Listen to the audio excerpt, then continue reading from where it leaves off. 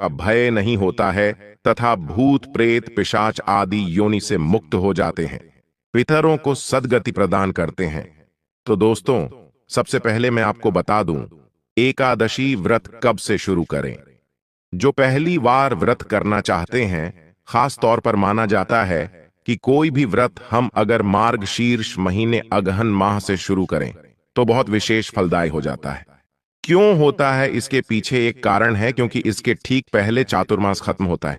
देवोत्थान एकादशी के दिन, उसी दिन देवउठनी एकादशी के दिन हम उठाते हैं और विधि विधान के साथ उनकी आराधना की जाती है। और उसकी जो अगली एकादशी पड़ती है दोस्तों, वह पड़ती है उत्पन्ना एकादशी, जो कि को पड़ती है मार्गशीर्ष महीने में।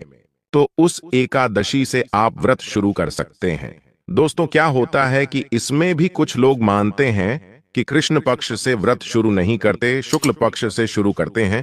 तो क्योंकि एकादशी दोनों पक्षों में जो 11वीं तिथि होती है, उसको हम एकादशी पूर्णिमा के 11वीं तिथि को हम कृष्ण पक्ष की एकादशी कहते हैं और अमावस्या के 11वीं तिथि को हम शुक्ल पक्ष की एकादशी कहते हैं। तो जो शुक्ल पक्ष की एकादशी आएगी, आप उससे भी एकादशी व्रत शुरू कर सकते हैं, जो होती है मोक्षदा एकादशी। तो आप मार्ग शीर्ष महीने के इन 2 एकादशियों से एकादशी व्रत की शुरुआत कर सकते। इसके बाद आप चाहे तो आप माघ के महीने से शुरू कर सकते हैं। चैत्र माह में शुरू करना किसी भी व्रत का विशेष होता है। उसी तरीके से वैशाख माह में भी आप कोई ही व्रत शुरू कर सकते हैं। तो ये 4 महीने बहुत फलदायी माने जाते हैं। अब आपको व्रत कब शुरू नहीं करना चाहिए? आपको पोष माह में, जो कि मध्य दिसंबर से मध्य जनवरी तक का होता है, इसमें नहीं करना चाहिए। आपको मलमास में नहीं करना चाहिए। अधिक मास जो होता है, अधिक मास इस साल लगा था, तो अधिक मास में कोई नए व्रत शुरू नहीं करते, तो एकादशी व्रत भी हम शुरू नहीं करते।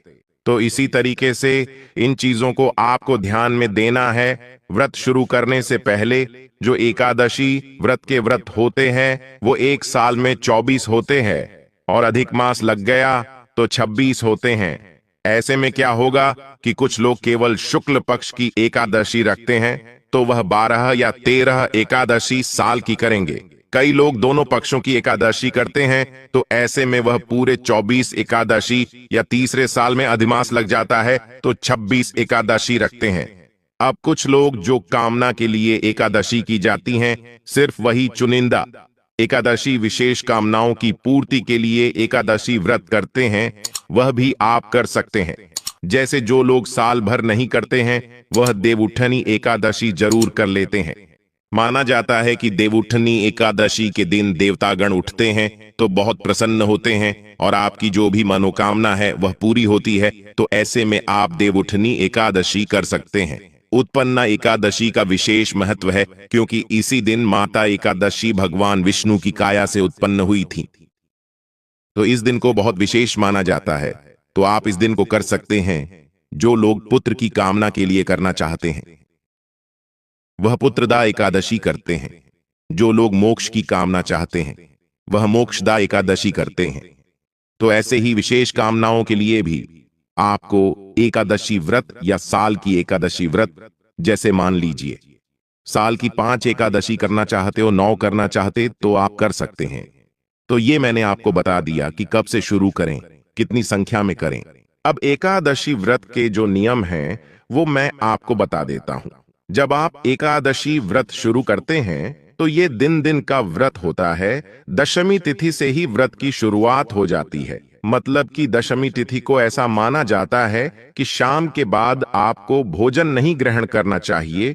जो एकादशी व्रत होता है, उसमें शरीर में एक भी अन्न का दाना नहीं होना चाहिए। तो दशमी तिथि को भी आप सुबह स्नान ध्यान करके शुद्ध रहेंगे। पूरे दिन आपको इस दिन भी किसी भी तरह का तामसिक भोजन, मतलब मांस, मदिरा, लहसुन, प्याज, इसका सेवन नहीं करना है। दशमी तिथि को एकादशी वाले दिन आप व्रत का संकल्प लेंगे। एकादशी का जो व्रत होता है वो आमतौर पर निर्जला होता है। लोग निर्जला व्रत करते हैं, लेकिन अगर शरीर साथ नहीं दे रहा है तो एक समय का भोजन, वो भी फलाहार का, आप कर सकते हैं। उसमें कोई दिक्कत नहीं है। बहुत लोगों की क्योंकि अब परेशानी रहती कि एकादशी व्रत कर रहे हैं तो उनका स्वास्थ्य बिगड़ गया, तो वो फलाहार कर सकते हैं। आप इसमें चाय, जूस, इन सब चीजों का सेवन कर सकते हैं। दिन में कोई मनाही नहीं है, अन्न का एक दाना आपको नहीं लेना है। द्वादशी तिथि जो तीसरा दिन होता है, उसमें आपको विशेष जो पारण का मुहूर्त होता है, उसी मुहूर्त में आपको पारण करना चाहिए और इस दिन भी आपको पूरी श्रद्धा के साथ व्रत रहना चाहिए। तो 3 दिवसीय व्रत होता है और कठिन है, क्योंकि श्रेष्ठ मानते तो नियमित भी इसके सबसे कठिन है। तो नियम भी आपको अपनाना चाहिए। व्रत में क्या खाना चाहिए और क्या नहीं खाना चाहिए, ये बहुत महत्वपूर्ण है। तो यह मैं आपको जानकारी दे दूं। एकादशी व्रत मैंने अभी बताया कि अनाज का सेवन हम नहीं करते। कई व्रत में हम करते हैं, लेकिन एकादशी व्रत में हम नहीं लेते। तो एकादशी व्रत में आप फलाहार ले सकते हैं, जरूरत के हिसाब से पानी जूस ले सकते हैं, आप चाय भी ले सकते हैं, लेकिन अनाज से बिल्कुल दूर रहेंगे। एकादशी व्रत की डेट से पहली तिथि और दूसरी तिथि, द्वादशी और दशमी को तामसिक भोजन आपको नहीं करना चाहिए। यहां तक कि आपके परिवार में जो लोग हैं, कोई एकादशी व्रत करता है, तो परिवार में भी इन 3 तिथियों में तामसिक भोजन मतलब लहसुन, प्याज और मांस, इन सब चीजों का सेवन बिल्कुल नहीं होना चाहिए। तो भोजन संबंधी ये नियम हैं जिनको आपको जरूर मानना चाहिए। एकादशी व्रत की पूजा विधि होती है, मैंने आपको बता दी।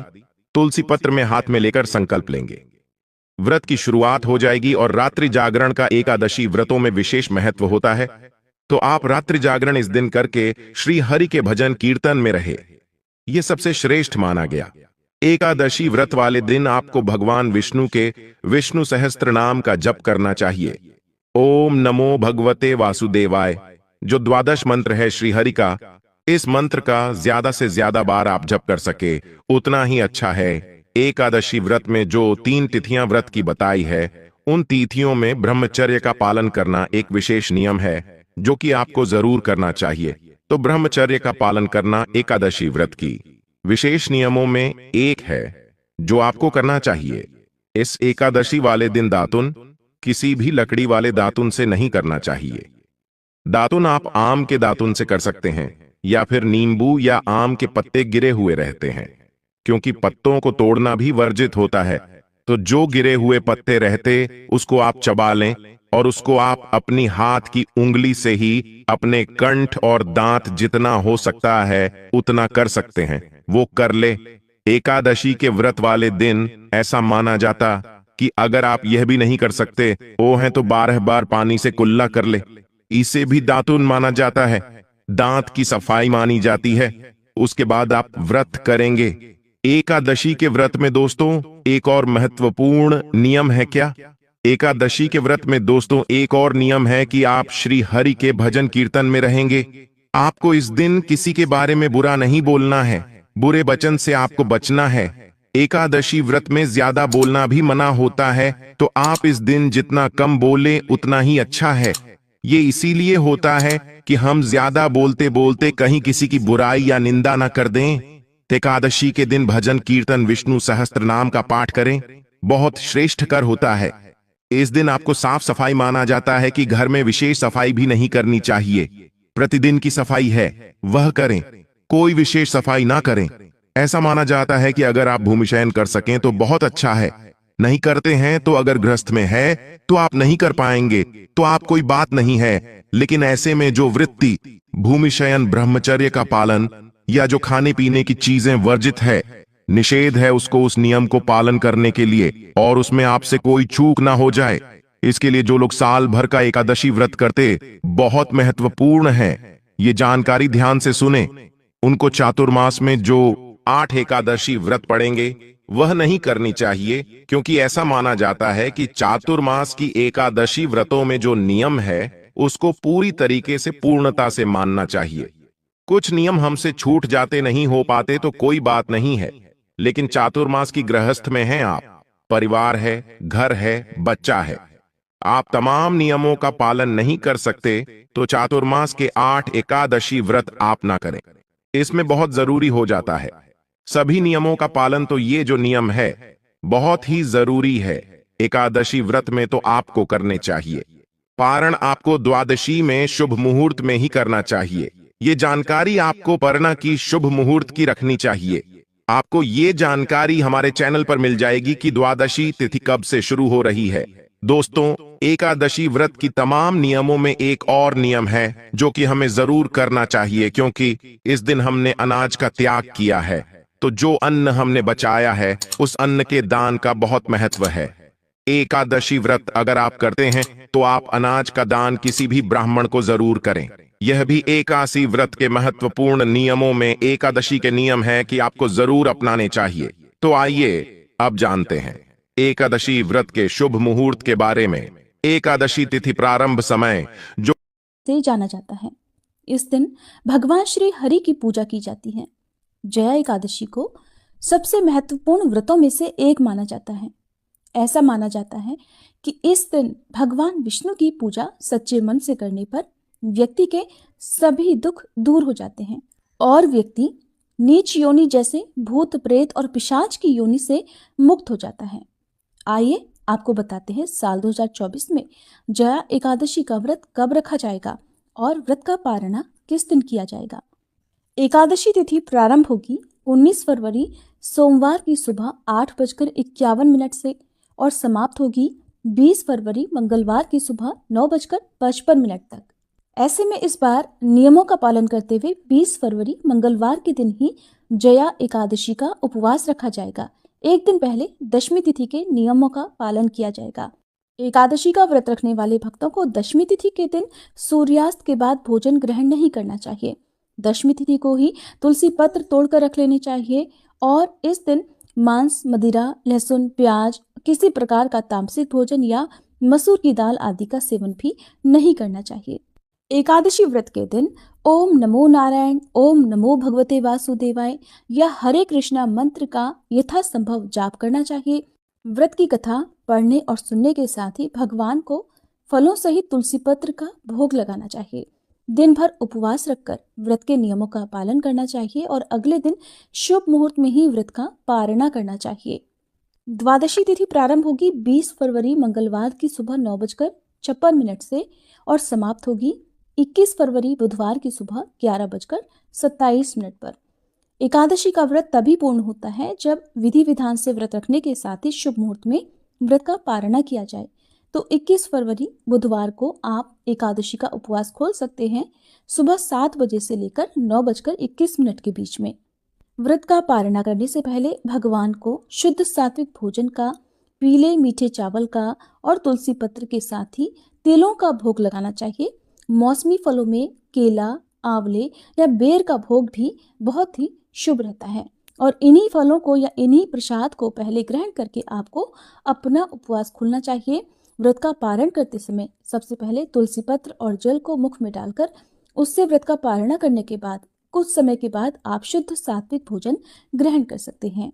दान की जाने वाली सामग्री में आप काले तिलों का, मौसमी वस्त्रों का, पीले फलों का, बेर, आंवले या फिर आप घी, गुड़ और कंबल आदि का भी दान कर सकते हैं।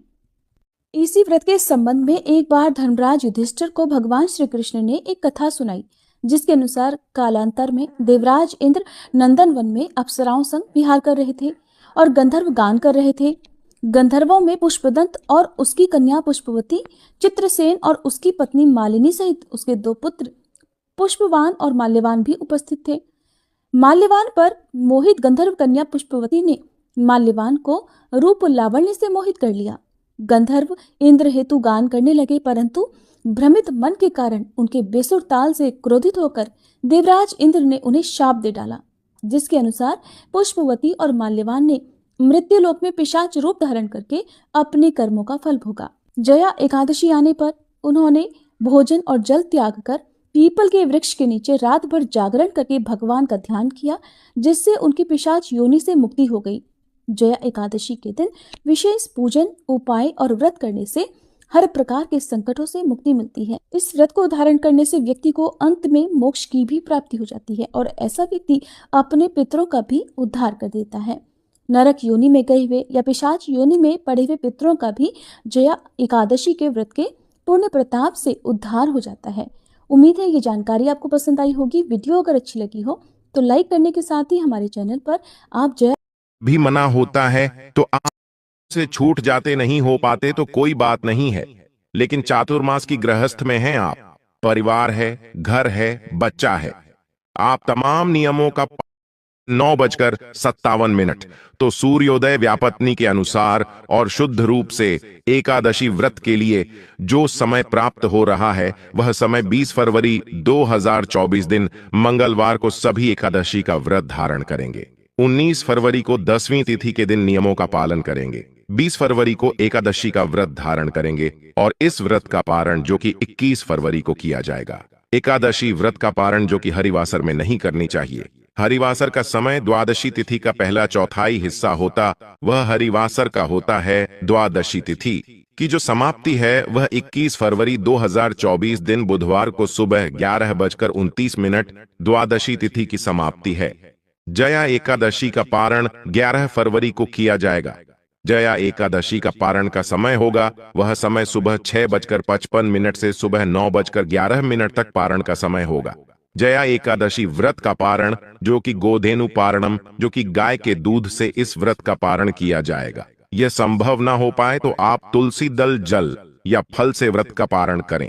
एकादशी के दिन यानी 20 फरवरी को सूर्योदय का जो समय है वह समय सुबह 6:29 और सूर्यास्त शाम 5:54। ब्रह्म मुहूर्त का जो समय होगा वह समय सुबह 5:14 से सुबह 6:05 तक होगा। सिद्धि योग यानी वृद्ध योग सुबह 11:46 तक। उसके बाद आयुष्मान योगा। इस बार एकादशी के दिन 20 फरवरी को जो कि त्रिपुष्कर योग भी बन रहा है जो कि बड़ा ही पुण्य फलदायी है। त्रिपुष्कर योग जो कि दोपहर 12:13 से शुरू होकर के अगले दिन सुबह 6:55 तक होगा। रवि योग बन रहा है 20 फरवरी को जो कि सुबह 6:56 से दोपहर 12:13 तक होगा। इन योगों में दान पुण्य का कार्य करने से जो कि अनंत फलों की प्राप्ति होती है। राहुकाल का जो समय होगा 20 फरवरी को वह समय दोपहर 3:03 से शाम 4:28 तक होगा और 21 फरवरी को दोपहर 12:11 से दोपहर 1:38 तक होगा। राहुकाल समय के दौरान कोई भी शुभ कार्य या नया कार्य नहीं करना चाहिए, यह लाभकारी नहीं होता है। इस बात